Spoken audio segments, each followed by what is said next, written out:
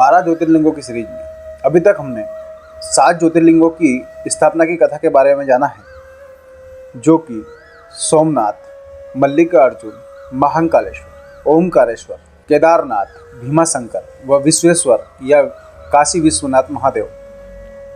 8वां जो हमारा ज्योतिर्लिंग है वो रहेगा त्रयंबकेश्वर ज्योतिर्लिंग, जिसके बारे में आज हम जानेंगे कि उस ज्योतिर्लिंग की स्थापना कैसे हुई।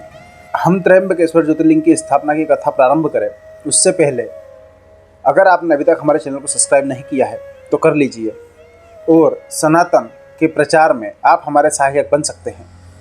त्रयंबकेश्वर ज्योतिर्लिंग भारतवर्ष के महाराष्ट्र प्रांत के नासिक जिले में त्रयंबक नामक गांव में स्थित है, जो कि गोदावरी नदी के निकट विद्यमान है। गोदावरी नदी जो कि ब्रह्मगिरि पर्वत से उद्गम है। बात करते हैं स्थापना की कथा के बारे में। महादेव के बहुत ही अनुपम भक्त ऋषि गौतम व उनकी पत्नी और उन्हीं के समकालीन ऋषि पीताम्बर थे, जो कि उनसे बहुत ही ज़्यादा ईर्ष्या करते थे। उनकी भक्ति के कारण, उनके मान सम्मान के कारण पीताम्बर ऋषि ने अपनी ईर्ष्या के कारण गौतम ऋषि को नीचा दिखाने के लिए व उनका अपमान करने के लिए एक षड्यंत्र रचा। जो त्रयंबक गांव में एक कुंड था जिसका पानी बहुत ही पवित्र माना जाता था, उस कुंड को दूषित कर दिया और गौतम ऋषि का नाम उसमें जोड़ दिया। उस आरोप को, जो कि कुंड को दूषित किया, उस आरोप को गौतम ऋषि के ऊपर लगा दिया। गांव के लोग सभी इकट्ठा हुए। पीताम्बर ऋषि वहां पर थे। पीताम्बर ऋषि ने कहा कि ये गौतम ऋषि ने इस कुंड को दूषित किया है। गौतम ऋषि ने अपनी सफाई में बहुत कुछ कहा, लेकिन त्रयंबक के गांव वालों लोगों ने उनकी एक भी ना सुनी और पीताम्बर ऋषि ने कहा कि ऐसे अपराधी को तो मृत्यु दंड ही देना चाहिए।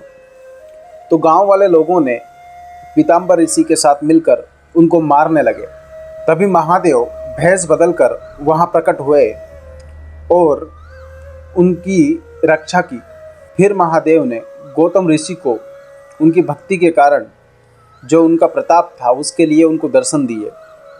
उनकी ऐसी अनुपम भक्ति थी कि महादेव को उनकी रक्षा के लिए आना ही पड़ा और उनको दर्शन देने पड़े। गौतम ऋषि ने महादेव से कहा कि हे प्रभु, मेरे ऊपर जो ये लांछन लगा है, मैं इसको कैसे मिटा सकता हूँ। महादेव ने कहा कि आप माँ गंगा की आराधना कीजिए और उनसे अनुग्रह कीजिए कि आप आकर इस कुंड में अपने प्रवाह को सम्मिलित कीजिए, तभी यह पवित्र हो सकता है, अन्यथा नहीं। फिर गौतम ऋषि व उनकी पत्नी दोनों ने माँ गंगा की आराधना की। माँ गंगा की आराधना करने के बाद माँ उनकी आराधना से प्रसन्न हुई और कहा कि मैं तुम्हारी किस प्रकार से सहायता कर सकती हूँ।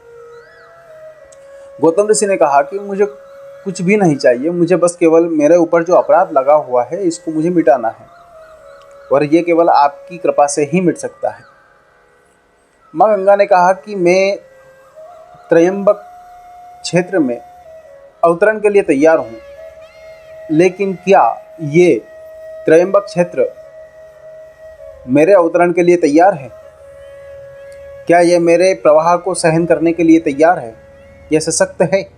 माँ गंगा ने कहा गौतम ऋषि से कि आप महादेव की आराधना कीजिए और उनसे अनुग्रह कीजिए कि प्रभु माँ गंगा के प्रवाह को शांत कर इस त्रयंबक क्षेत्र में प्रवाह हेतु आप हमारी सहायता कीजिए।